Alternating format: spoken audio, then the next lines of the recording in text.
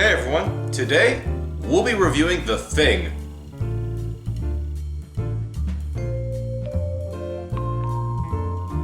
No, not Marvel's The Thing. No, not the Addams Family featuring The Thing. I mean The Thing!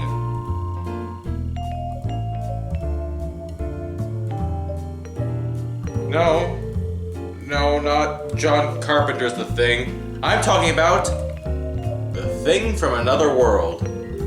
That thing! Hello and welcome. As you can tell by the title, I'm the Obsessed Movie Man, O.M.M. The time is the early 1950s. We are in the midst of the Cold War, and there have been sightings of UFOs. All this paranoia sounds great for a sci-fi film, but we also need a story. How about we borrow some of the plot from a novella, but add some new details? The end result is a Howard Hawks production known as The Thing from Another World.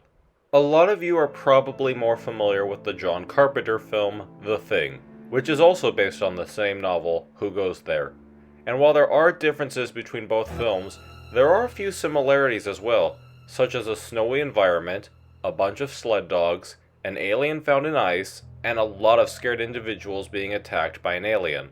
But I'm getting ahead of myself. Let's talk about the story. A group of military officials led by Captain Pat Hendry, along with a reporter named Ned Scott, are requested by a group of scientists to investigate a crashed object in Anchorage, Alaska. It turns out the object is a UFO, frozen in the ice. When the group tries to retrieve it, they inadvertently destroy the UFO, but they salvage a frozen humanoid alien. Everything goes to hell once the alien escapes though, and the characters soon discover how big of a threat it poses. The titular thing is an evolved plant-like creature that feeds on blood, and it also has the capability to grow miniature creatures from seeds it produces. Everyone seems set on destroying the thing, aside from the scientist led by Dr. Carrington, who wishes to communicate with it. Who will prevail? Our heroes? The scientists? Or the thing? A while back, I reviewed The Beast from 20,000 Fathoms, and I stated I was let down by it. Recently, I rewatched it and thought it held up a lot better the second time, and I learned to appreciate it more for its impact on stop motion and giant monster movies. A similar thing happened when I watched The Thing from Another World.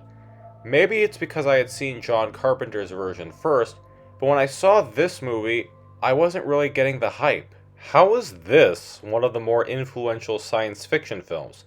There were some silly moments, a lot of characters talking over each other, and like Beast from 20,000 Fathoms, I was disappointed. So I realized I was missing something. Taking a note from how I approached Beast, I rewatched The Thing, and greatly enjoyed the second viewing. Not satisfied, I also did some research. The overlapping dialogue, which I found confusing the first time around, I grew to appreciate the second time. I hadn't really seen anything like that before in film, and was thrown off by it, but I do see how something like that is difficult to pull off. The actors have to get their lines delivered on top of other actors also doing so at the same time.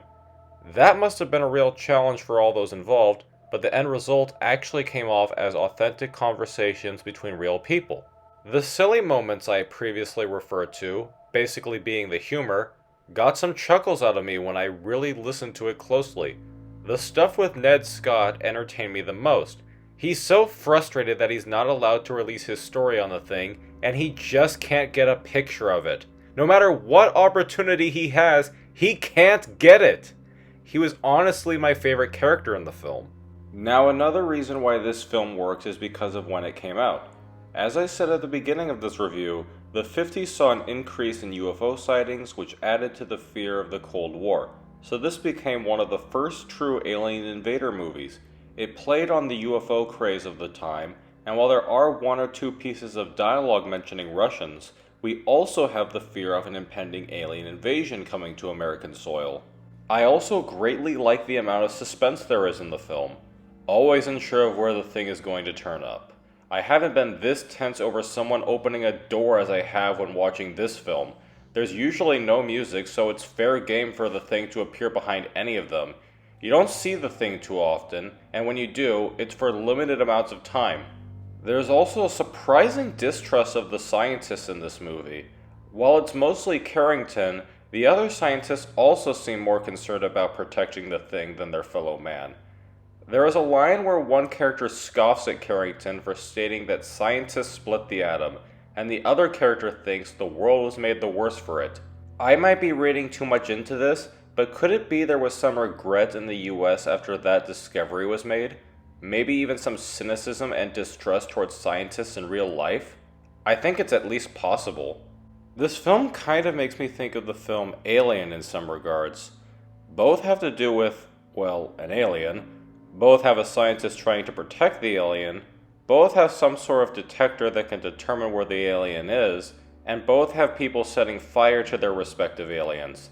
That seems like an awful lot to be merely a coincidence. Maybe Ridley Scott was a fan. John Carpenter was surely a big fan. He's talked about it at length, paid tribute to it in his film Halloween, and went on to make his own version. I watched an interview with him, and he talked about how there was some debate as to who truly directed it, Christian Nyby or Howard Hawks himself. For those not aware, Howard Hawks was said to be one of the greatest American film producers and directors of all time.